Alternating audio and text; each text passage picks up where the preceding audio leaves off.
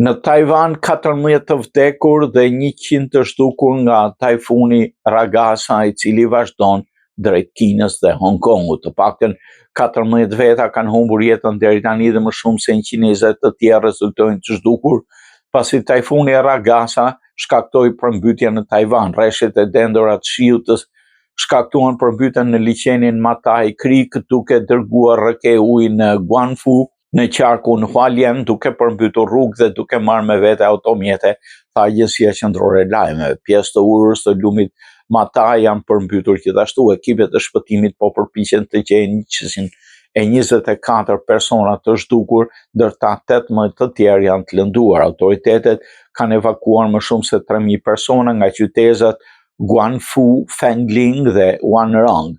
Zyrtarët e emergjencës paremëruan se numri i viktimave mund të rritet, ndërsa vlerësimet vazhdojnë dhe banorët e zhdukur nuk janë gjetur. Në Filipinë, autoritetet konfirmuan 2 vdekje të tjera dhe 6 persona të zhdukur nga super tajfuni Ragasa, duke çuar në 3 numrin e vdekjeve në veri të Filipinëve. Tashmë tajfuni është drejt Hong Kongut, edhe aty pritet viktima të tjera.